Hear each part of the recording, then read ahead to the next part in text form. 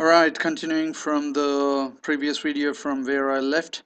As you see, we worked with go to code block, and you can see that how this whole entire stage is divided into negative 240 to positive 240 of x and positive 180 to negative 180 from top to bottom the y.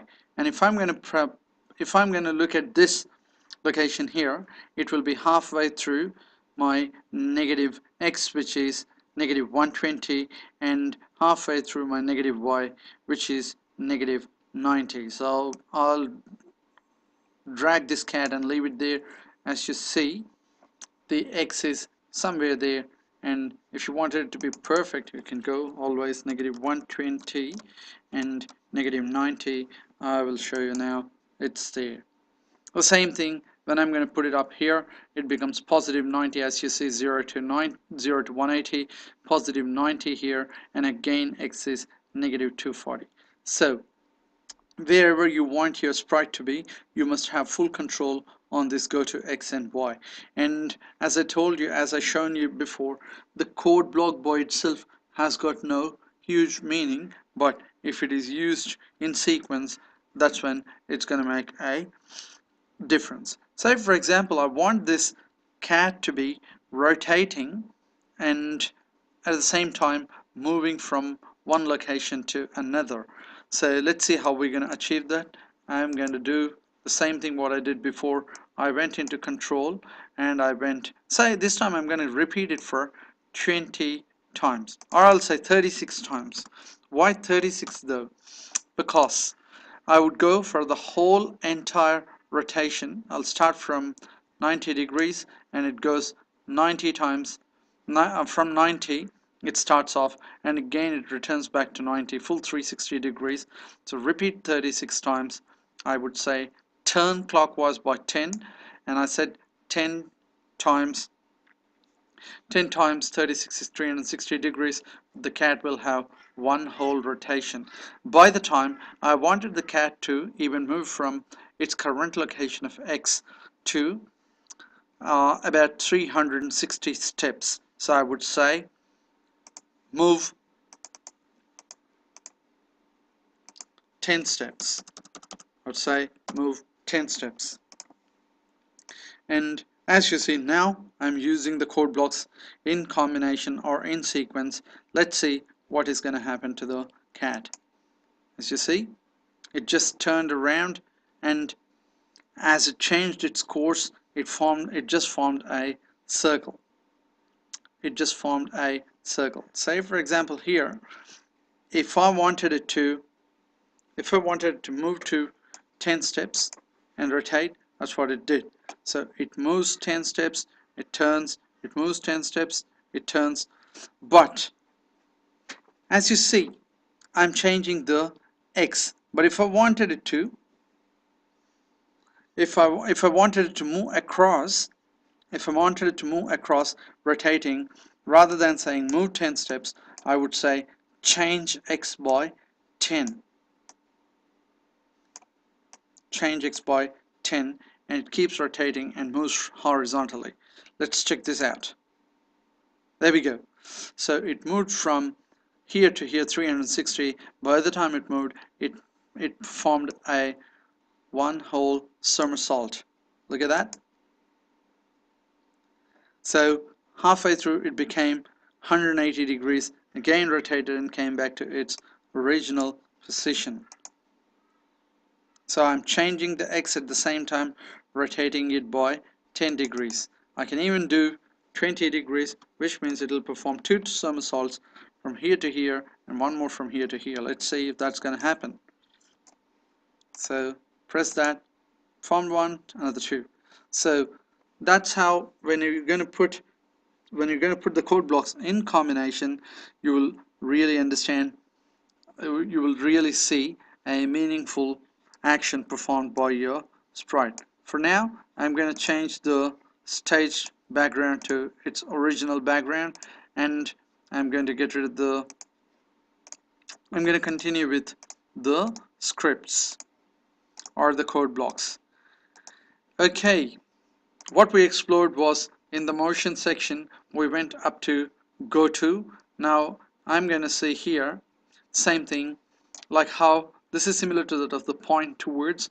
When you say go to, if I'm going to duplicate this sprite, say sprite 2, if I say go to sprite 2 and then if I press enter, it goes to sprite 2. Actually both of them are overlapping.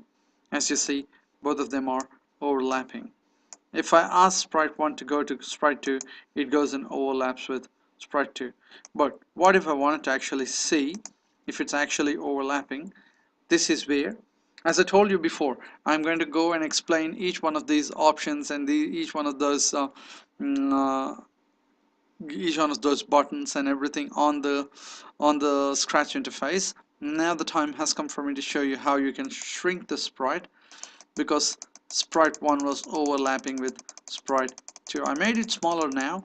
I would say now go to the sprite 1 and let's check this out. I just asked sprite 2 to go there.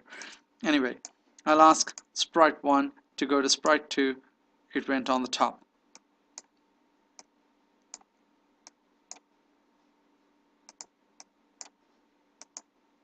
See that? So if I just move this, it clearly shows that sprite 1 is going to sprite 2. There we go. Excellent. So we looked at same thing when you say go to mouse pointer, and you can make your sprite follow. Before, as you see, we made the sprite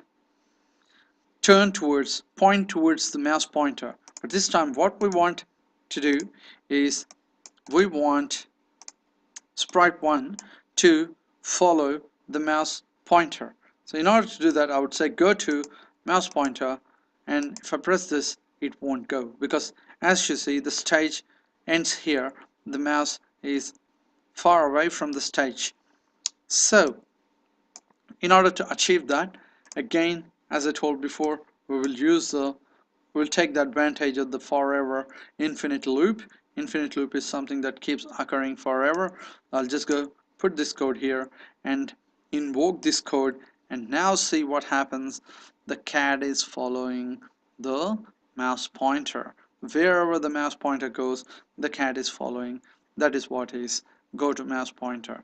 You can really not achieve anything just with this code here, but if you put that in combination with other code from the control section, that's when you will be actually looking at the what response the sprite is giving you. Now I'm going to go back to motion, and I'm going to get rid of this code here, and as you see, my sprite, I can't even drag it and put it here in the middle. This is where we can go and take advantage of the go to. If I wanted it right in the middle, as I said before, the whole of the stage is divided between negative 240 to positive 240 x, and negative 180 from the bottom to positive 180 to the top. If I wanted the sprite to be in the middle, I'll go to x0 and go to y. Y should be equals to 0 here. Now if I'm going to go press this one here, I can either drag it into the code window and click on it, or if I just click on it over here, I would get the same response, and then I will see my cat right in the middle there. Okay, so we understood what is x and y, and we understood how we want our cat to go to a given to the given sprite or to the mouse pointer. But now we can actually make the sprite go to a particular location on the stage in a given time. Say for example here, I'm going to say somewhere here in the middle, say y would be 90 and x would be 120. It goes, x would be 120 and I'll say y would be 90. I'm asking the sprite to go over here, but that is going to happen in a spur of a second. So I'll go press that, click that, and it's gone. But what if I wanted the same action to be carried out? Say I wanted the cat to go here, I'm not gonna change the location of x and y, and the x coordinate remains 120 and the y coordinate remains 90, but I would want this to happen in a given time frame. So I would here say glide my cat from the current location. The current location, as you see, how do you even know what the current location is? As I told earlier, I'm going to describe the scratch interface as in when the as in when there's a need. So here the x is negative 186 and y is negative 112 for sprite 1. I am asking the sprite to move from this location to x is negative 270 to y is equal to 187. I would say, can you please glide in 9 seconds of time, and then let's see how this cat is going to behave. I'll go click that. It's going to go, I gave a wrong number. Anyway, so it's going to go negative 270 and it's gone to 187. Okay, I'll get the cat back here. I'll put it back here, and I would want it to go to 120 and 90. See, remember that's the location here. So I wanted it to glide in 9 seconds. That's 1, 2, 3, 4, 5, 6, 7, 8, 9. Good boy. I counted a little quicker, so finally it reached there. Excellent. So this is how it's going to work when you wanted to use the glide, and the same thing can be achieved using control and forever, but this particular code block here comes really very handy if you want to glide the sprite from one location to another. Before, we have seen how to move 10 steps forward or 10 steps backward. As you see here, the direction plays a very important role. But let me say I'm going to change the direction to 32. It's facing up. But I wanted it to move 10 steps. If I say move 10 steps, it's going to move in that direction. And if I'm going to say move 100, it's going to move up in that direction for 100 steps. But if I wanted the cat to move horizontally, that's when, as I've done before, I am going to use the change x by 10. As you see here, the direction doesn't matter. What really matters is the x and y. So I'll say change x by 10, keep sending the cat horizontally right. And if I'm going to say negative 10, it's going to send it in that direction. It really makes it really gives you the same effect when it is in 90 degrees. Say if I'm going to set it to 90 degrees here, if I'm going to say change x by 10 and move 10 steps, will have the same meaning. Right here the x is changing, but in this case here the cat is moving 10 steps. But if I'm going to change the direction here to 48, it will not have the same effect. I'll say move 10 steps, the cat will be moving up. Look. But if I'm going to say change x by 10, the cat would be moving in that direction horizontally.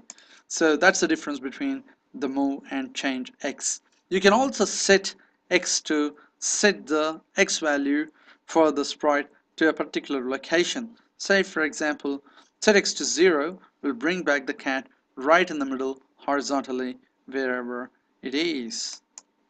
Look at that. So I will continue with change y, set y, and all of this in my next video.